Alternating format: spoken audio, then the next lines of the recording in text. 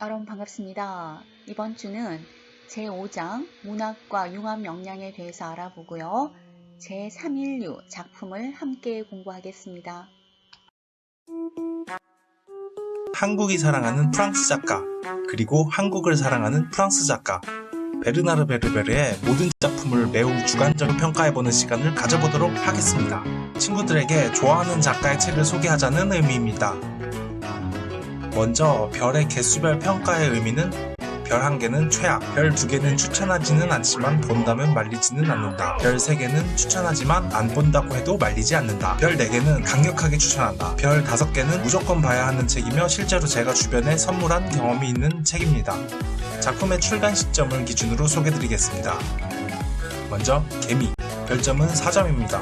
1991년, 92년, 95년 이렇게 출간되었고 전 세계에서 2천만 부가 팔렸고 그중 우리나라에서 900만 부가 팔린 작품입니다. 베르나르 베르베르와 대한민국을 이어준 시작이었죠. 두말할 것 없이 재미있고 유익한 훌륭한 작품입니다. 그런데 유사과학이라고 해야 되나 허구라고 해야 되나 과학적 진실에 작가의 상상이 살짝 가미되어 있는 작품이기 때문에 어느 선까지 과학적 진실인지 어느 부분이 작가의 상상인지 혼란스러워하는 사람들도 있고 유사과학 자체에 불편함을 느끼는 사람도 덜어 있습니다. 1부가 가장 재미있고 2부와 3부는 점점 떨어지는 느낌이 있지만 전부 훌륭한 작품임에는 틀림없습니다. 두 번째로 타나토노트입니다. 1994년 작품입니다. 별점은 4점입니다. 미카엘 팽송 트릴로지 그중 첫 번째 이야기입니다. 죽음을 탐사하는 이야기, 굉장히 참신한 소재죠. 보는 내내 어떻게 이야기가 전개되고 마무리될지 궁금증이 끊이지 않고 이어졌습니다.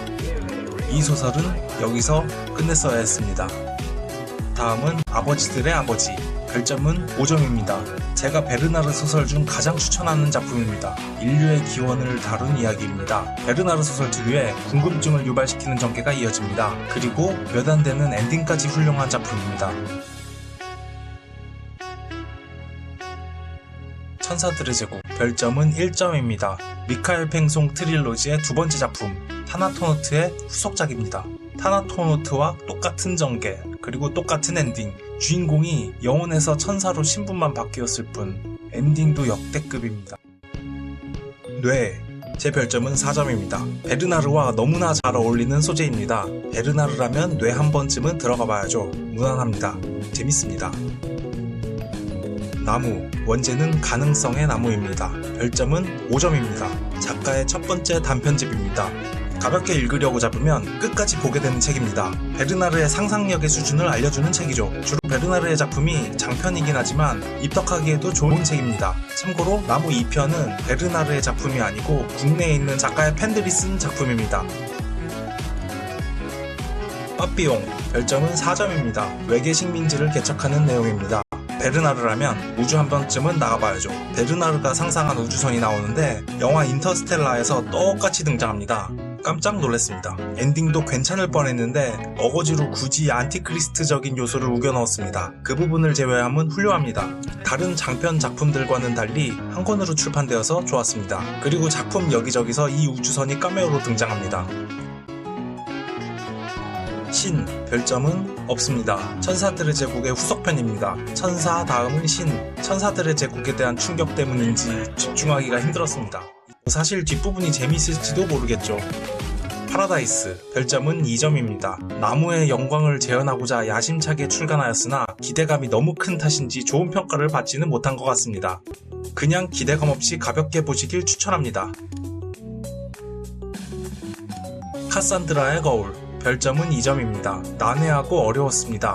스토리의 진행 자체는 막 뛰어다니고 그런 장면이 많음에도 불구하고 지루합니다. 무언가 철학적인 내용을 담은 것 같기도 하고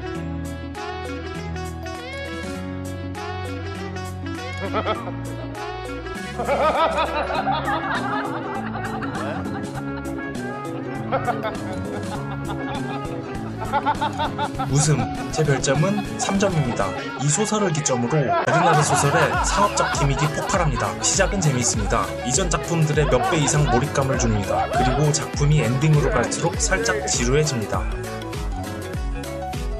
제316, 별점은 3점입니다. 이 작품 역시 시작이 너무 재미있으나 내용이 점점 뭔가 산으로 가다가 허탈하게 끝납니다. 총 6권으로 이루어져 있는데 2권까지는 진짜 역작입니다. 2권까지의 별점은 5점입니다. 다음, 별점은 2점입니다. 1권만 따지면 역시 역작입니다. 별점 5점입니다. 그런데 2권은 살짝 지루하다가 엔딩은 허탈합니다. 고양이, 별점은 2점입니다. 마찬가지입니다. 1권은 조금 재미있다가 또다시 산으로 갑니다. 다음은 소설 이외의 작품을 몇 가지 간략하게 소개하겠습니다. 먼저 여행의 책, 아직 소설이 아니라서 보지 않았습니다. 에세이 같기도 하고 철학서 같기도 하고 아니면 무슨 종교서 같기도 하고 에세이인 줄 알고 실망할까봐 두려워서 보지 않았었는데 자료조사를 하던 중에 단순 에세이는 아니라는 것을 알았습니다. 인간, 중편소설인데 단편집 나무에서 발간된 이야기 중 하나를 중편화한 작품입니다. 상상력 사전, 작가의 자팍다식한 지식의 원천인 책입니다. 나쁘지는 않으나 그의 소설작품 중간중간에 나오는 발췌본이 훨씬 좋다고 느낍니다. 베르나르의 작품들은 서로 세계관을 공유한 경우가 있습니다. 예를 들면 초기 작품의 주인공이 이후 작품에는 전설적인 인물로 그려지거나 그의 메모장이 매우 중요한 역할을 한다거나 하는 그런 경우입니다. 그리고 어떤 작품은 그 이야기 전체가 다른 작품에서 한 줄 기사거리로 등장하는 경우도 있습니다. 심지어 어떤 장면은 아예 같은 장면을 또 등장시키는 경우도 있습니다. 대사와 행동이 아예 똑같이 재현됩니다. 이걸 오마주라고 하나요? 오마주라고 하기엔 너무 복사 붙여넣기 같긴 하지만 이러한 소소한 재미있는 요소들이 이스터에그처럼 군데군데 숨어 있습니다. 그리고 그의 소설은 과학을 기반으로 하기 때문에 잡다한 지식을 습득할 수 있다는 장점도 있습니다. 단, 작가의 상상력이 어느 선까지인지 잘 구분만 한다면 말이죠.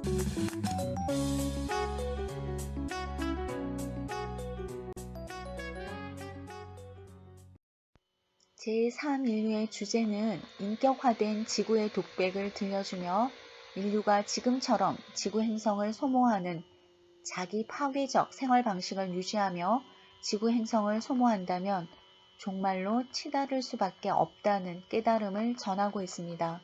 따라서 인류는 자신을 탈바꿈시켜 스스로 구원의 길을 찾아내야겠죠. 인류의 절멸을 막고자 막을 수 없다면 누군가 지구에서 다시 시작할 수 있게 만들고자 하는 열망을 가지고 노력하는 이들이 스스로 진화해 자신들을 구원하고 새로운 인류를 만들자라는 겁니다. 과학소설의 외피를 입고 있는 이 작품에서 베르베르는 독특하게 우화적 수법을 동원하고 있습니다. 지구를 인격화한 가이아를 요소요소에 등장시키고 있다는 건데요.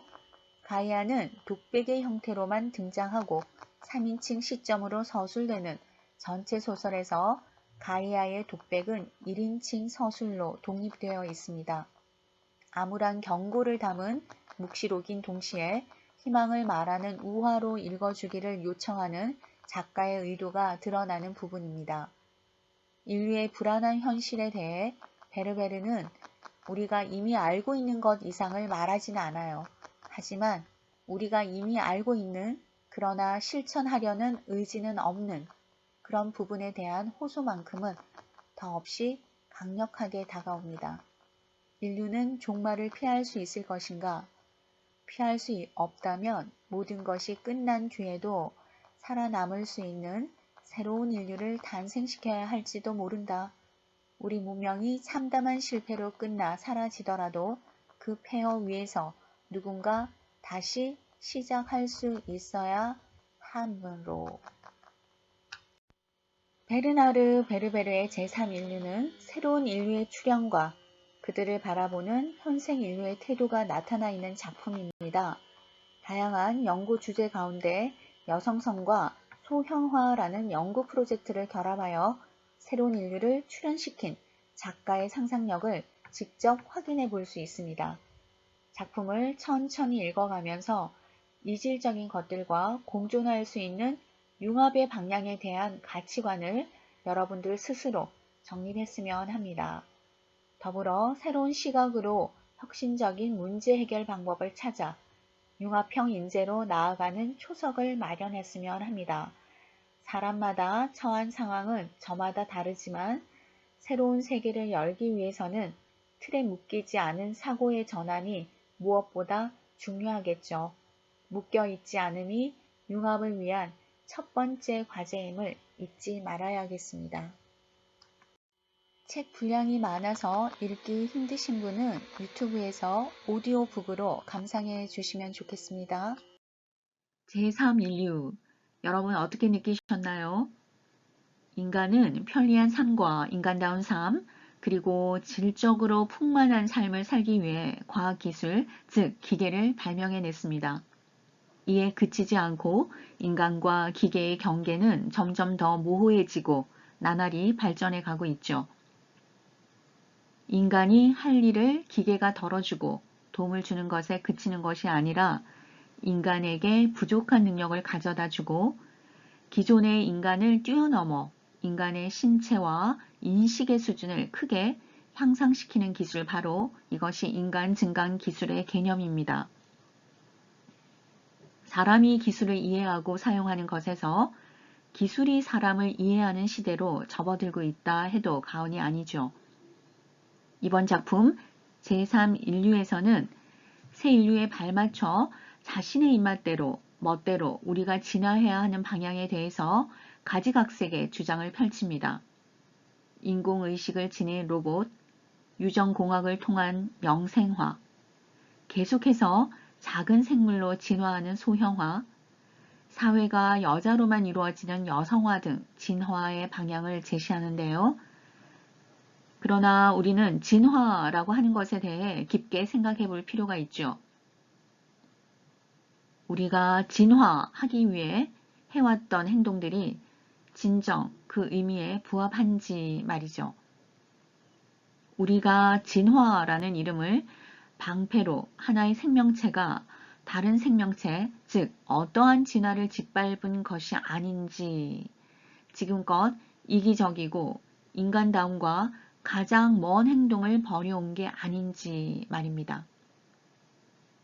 인공지능과 같은 신인류의 등장 자체만으로도 인간이라는 기존의 존재에 대한 고민은 뒤따를 수밖에 없습니다.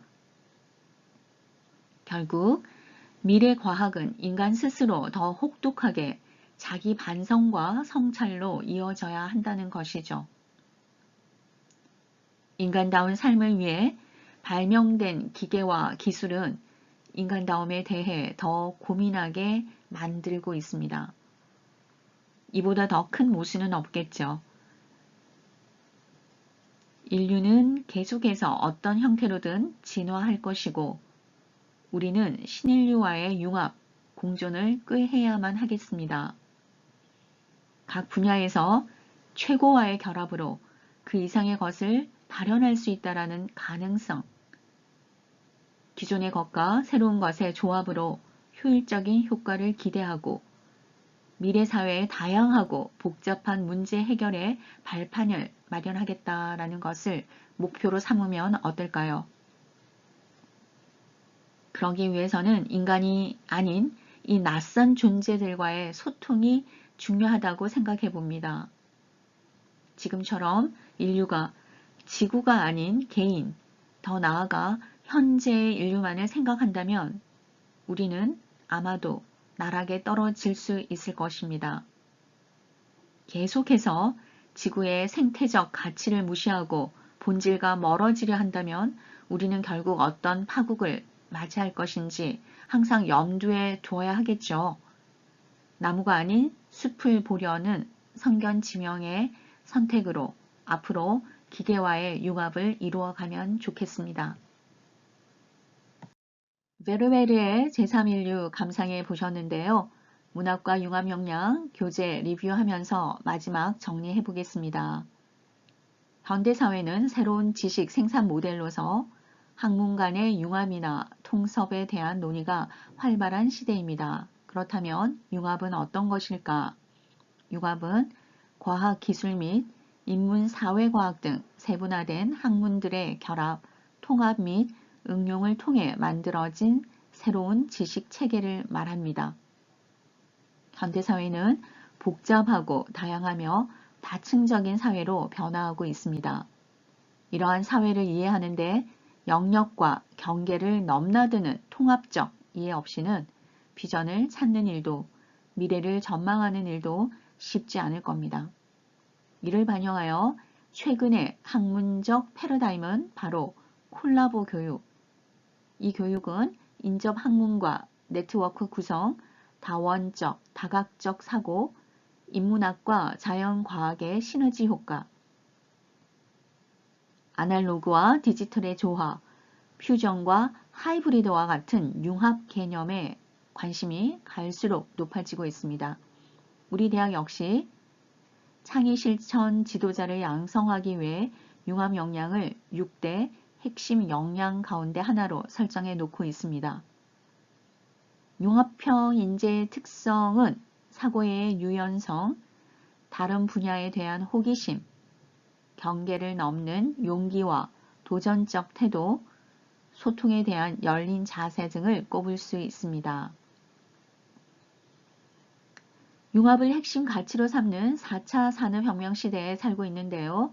4차 산업혁명 시대에는 자신의 분야에서 최고가 되기 위해서는 한 우물을 깊게 파야 한다라는 패러다임에 머물지 않고 우물을 깊이 파기 위해서는 우선 넓게 파야 한다라는 논리가 좀 더 설득력을 얻고 있습니다. 융합의 목표는 다원적 사고를 기반으로 창의적 문제 해결 방법을 창안하는 것에 있는데요. 따라서 융합 역량을 강화하기 위해서는 학문 간, 분야 간의 새로운 조합과 효율적인 재구성을 통해 미래 사회에 적합한 새로운 문제 해결 방법을 찾는 것이 관건이라고 할 수 있습니다. 베르나르의 제3인류 감상해 보셨고요. 다음 시간에는 아이작 아시모프의 아이로봇을 공부하게 될 겁니다. 그리고 시간이 된다면 최재천의 통섭 이야기도 여러분과 함께 해보고 싶습니다. 융합과 창의를 화두로 하는 21세기 시대 정신에 걸맞게 삶의 문제들을 다각적으로 입체적으로 들여다볼 프리즘을 제공해줄 작품들입니다. 이런 작품을 통해서 융합의 의미와 가치를 느껴보시면 좋겠습니다. 융합은 경계에 대한 재인식에서 비롯되고요. 폐쇄적이고 제한적인 경계를 넘어섰을 때 인류가 도달할 수 있는 세계는 보다 확장될 것이며 새로울 것입니다. 그리고 이런 작품들은요, 미래 사회에 이질적인 것과의 융합의 문제에 대해서 미리 생각해 보게끔 하고 있습니다.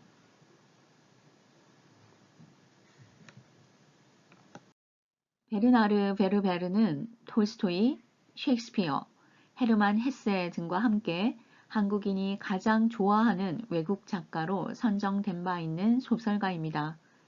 1991년 개미를 발표하면서 세계 문단의 일약 스타로 떠오른 베르베르는 2002년 뇌, 2005년 단편집 나무를 발표했고요. 2007년 파피용을 펴냈으며 개미와 같은 미시적인 세계, 천사들의 제국과 같은 영적인 세계를 넘어 광대한 우주로 눈을 돌리고 작품 활동을 하고 있습니다.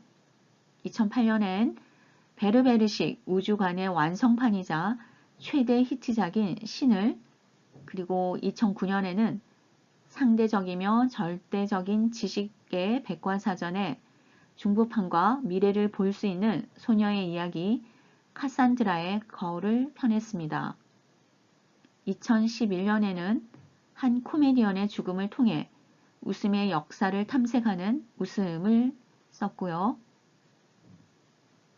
2013년에 우리가 공부하고 있는 이 제3인류라는 작품을 인류의 역사와 미래를 담은 책의 의미로 발간했습니다.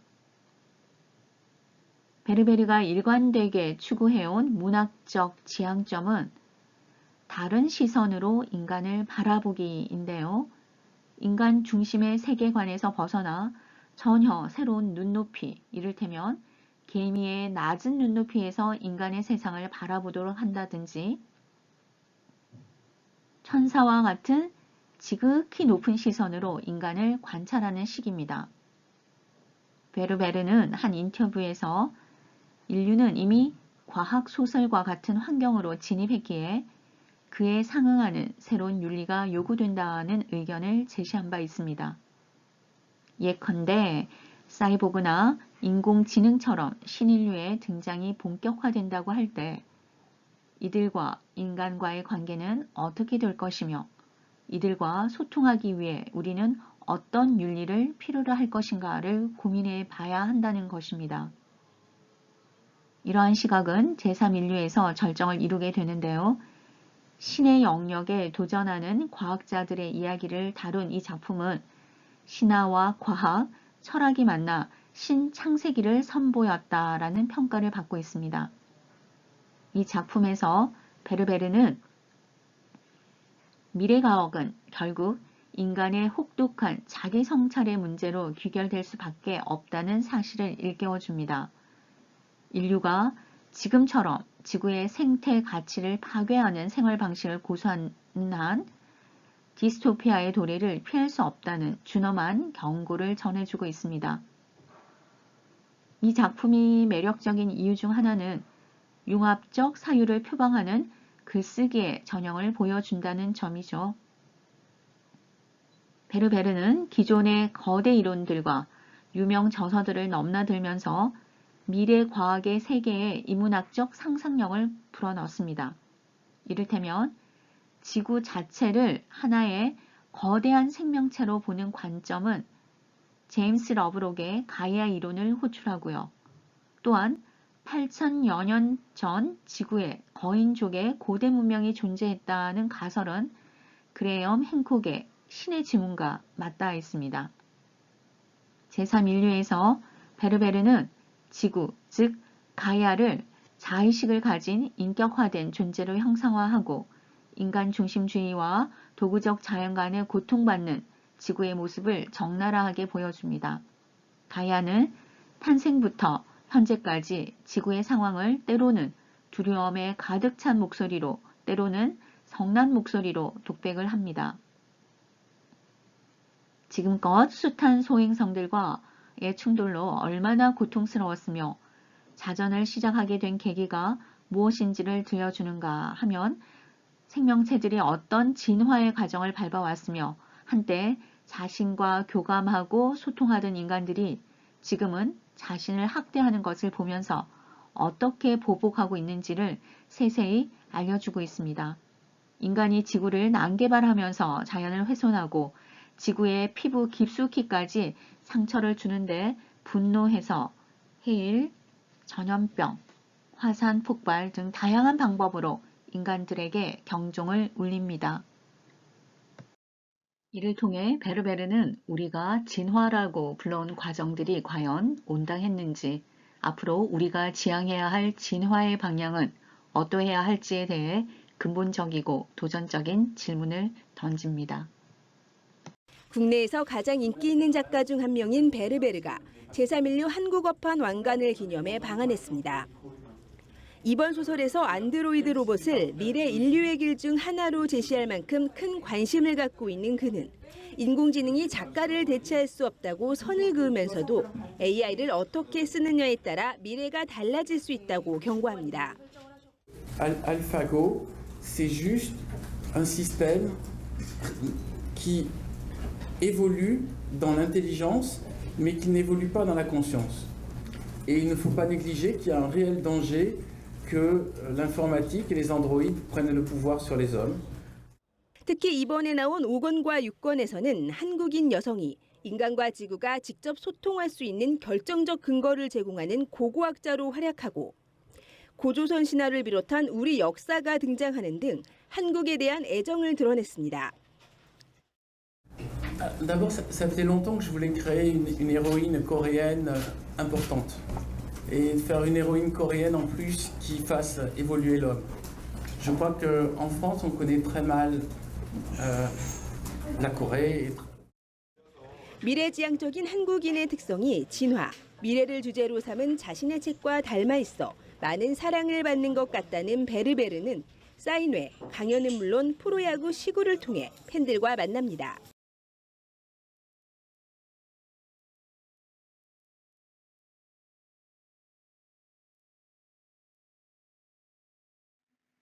제3인류 작품을 통해서 이런 생각을 한번 해보시면 좋을 것 같습니다.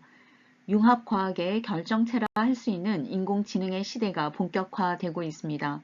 이와 관련해서 첫 번째, 인간과 기계의 경계는 무엇이라고 생각하는지, 두 번째, 인간 증강 기술로 인해 야기될 문제점은 어떤 것이 있을지 생각해 보시면 좋겠습니다.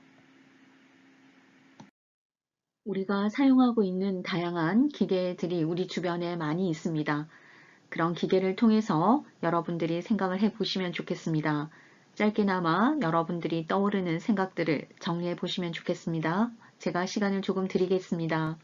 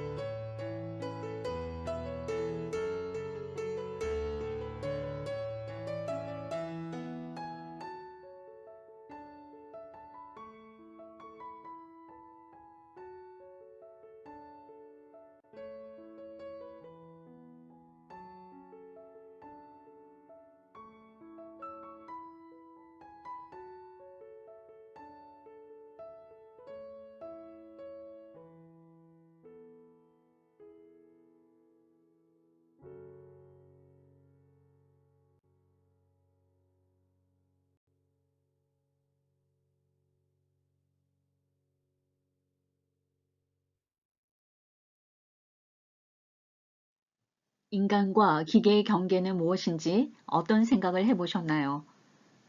먼저 인간의 사전적인 의미는 고도의 지능을 소유하고 독특한 삶을 영위하는 고등동물이다 이고요.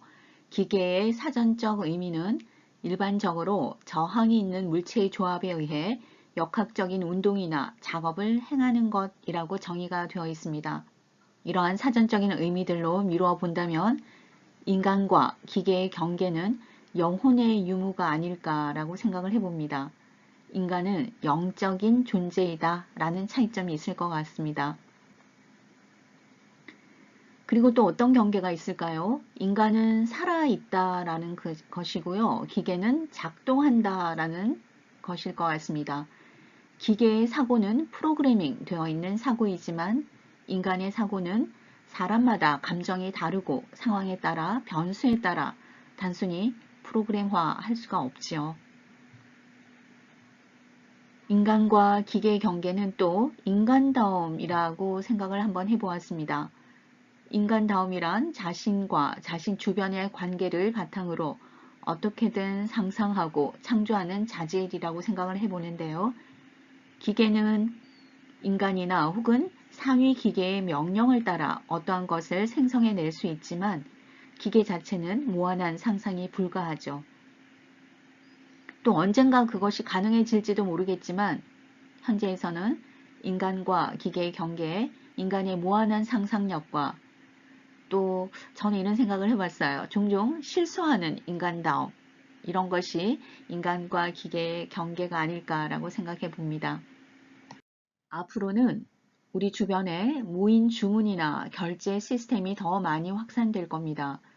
우리 생활 반경에 인간의 일을 기계가 대체하는 것을 더 많이 더더욱 쉽게 볼 수 있을 텐데요.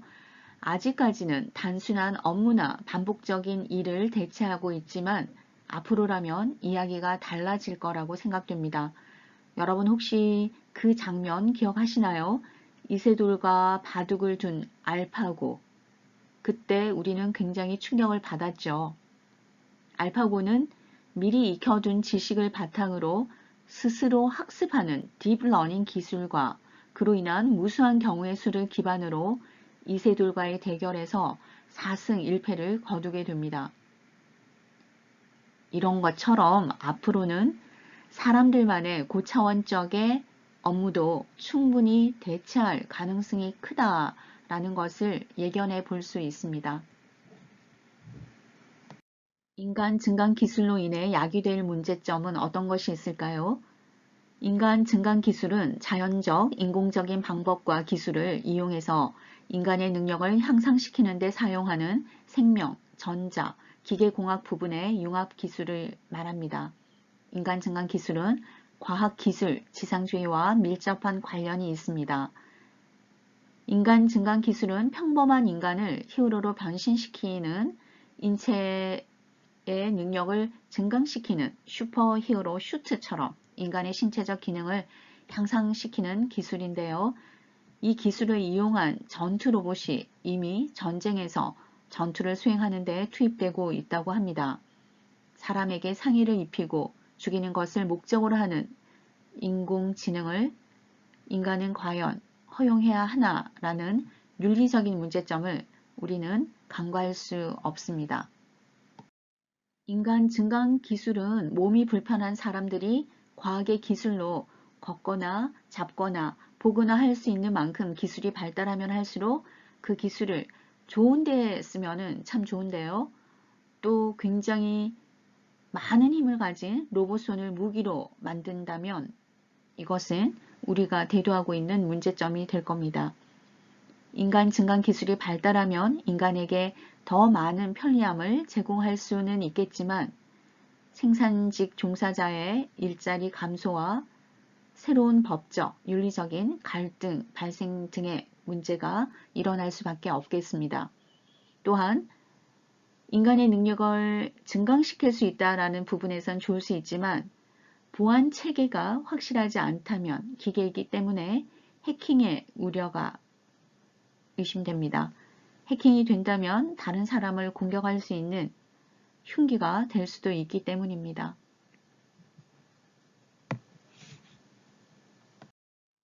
생각하고 감정을 통제하고 실수를 통해 성장하는 인간의 고유한 특성이 있습니다. 기술에 의존만 하고 인간이 이끌려가는 것이 아닌 융합 역량을 갖추어 인간과 기술의 조화를 위해 미래 사회에 적합한 융합적 지식 체계의 준비가 필요합니다. 강의 들으시느라 수고 많이 하셨습니다.